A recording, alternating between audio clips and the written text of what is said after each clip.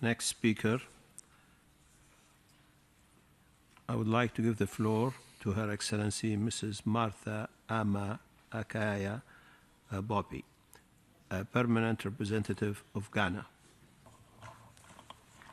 Your Excellency, High Representative of the UNAOC, at the onset, I join other speakers in thanking you for your sterling leadership of the Alliance and for convening this forum, which provides an opportunity for all stakeholders to share good practices on partnerships that are working to promote intercultural and interreligious dialogue and understanding. We congratulate Mr. Moratinos on his appointment and look forward to working with him. We also wish to thank Secretary General Antonio Guterres for his active support for the Alliance and to the governments of Spain and Turkey for their sponsorship. The timing of this forum and theme chosen, Commit to Dialogue, Partnerships for Prevention and Sustaining Peace, are opportune and resonate well with the renewed focus of the United Nations on conflict prevention and peace building. Taking place soon after the launch of the Nelson Mandela Decade of Peace on 24 September 2018, it provides an opportunity for continued efforts to underscore the values of peace, solidarity, cooperation, equality, and respect for human beings. We are hopeful, therefore, that the outcome of this forum will provide useful insights for member states, civil society organizations, and other stakeholders to draw the relevant linkages and help in developing partnerships to propagate these values more effectively. Your Excellencies, ladies and gentlemen, it is evident that intercultural dialogue is critical to nurturing peaceful and inclusive societies, for promoting respect for human rights and fundamental freedoms, and preventing conflict as well as sustaining peace.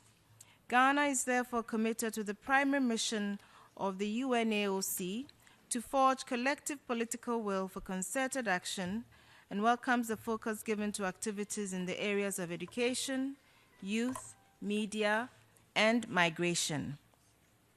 Our objective cannot be achieved without effective networking with civil society organizations, faith-based organizations, and religious leaders, as well as the private sector. It is for this reason that we welcome the open space provided by this initiative for all stakeholders to work together towards a just and inclusive world that can guarantee peace, security, and development for all. My delegation is of the view that significant advancement in information and communication technology in our globalized world today presents us with unprecedented opportunities as well as challenges in implementing this important agenda. Mainstream and social media are particularly important instruments in shaping public opinions and perspectives and must be used to positively transform societies. However, in spite of this vast potential for intercultural exchanges and cooperation, such media are often used to propagate negative ideologies of cultural diversity, thereby becoming more of a threat than an opportunity. Ghana is deeply concerned about the increasing use of digital technology, including internet, to propagate racism and racial discrimination. Online platforms and communities now serve as safe harbors for groups that espouse racial superiority and intolerance, allowing them to disseminate negative ideologies, propagate racial hatred, and to recruit young people into extremist groups. We must urgently address rising violent extremism, xenophobia, racism, and racial discrimination, and must use all the means at our disposal to reach the millions of our citizens with the right messages and invest in social cohesion.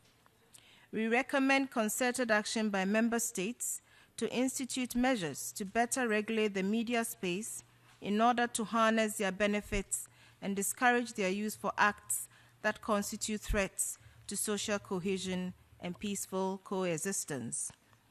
The government of Ghana, through the work of the National Media Commission and the National Communication Authority, applies strict sanctions against racist comments, hate speech, and issues that contribute to discrimination and violation of human rights.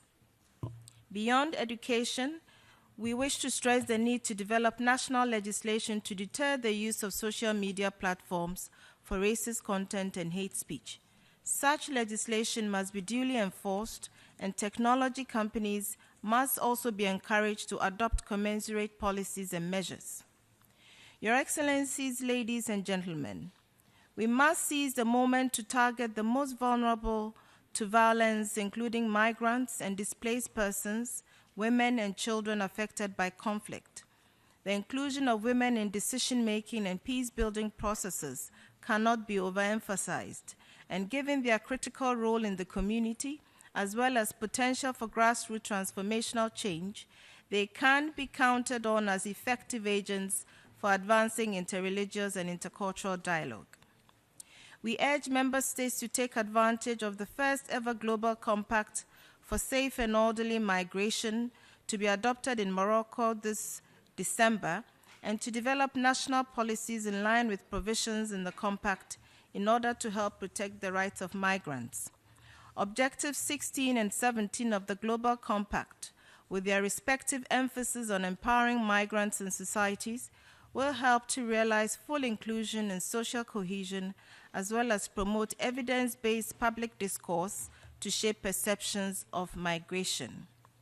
The role of the youth is critical to promoting intercultural dialogue, tolerance, and greater understanding for sustaining peace. My delegation welcomes in this regard General Assembly Resolution 70/291, which recognizes the important role of the youth and commends the UNAOC for placing emphasis on the youth at this forum. The recognition and priority given to harnessing the potential and creativity of young people in addressing the complex and evolving nature of conflict prevention and peace building is well placed. The government of Ghana, on its part, has taken necessary steps to enhance the contribution of young people to intercultural dialogue for peace through the activities and programs of the National Youth Authority, which shares in the responsibility of inculcating in the youth cultural and moral values that to make them responsible and effective participants in these efforts. We join in the call for increased voluntary contributions from member states, private sector, and other donor partners for the work of the UNAOC. The success of the work of this alliance will depend on reliable and adequate funding, and this should be seen as a shared responsibility of all. In conclusion, we believe the work of the UNAOC in building bridges, trust, and understanding are essential in an era of growing global interconnectedness. International collaboration to support its work is highly critical. It is our fervent hope that we can unite under this common banner and strive to promote the Alliance's lofty ideals. I thank you for your attention.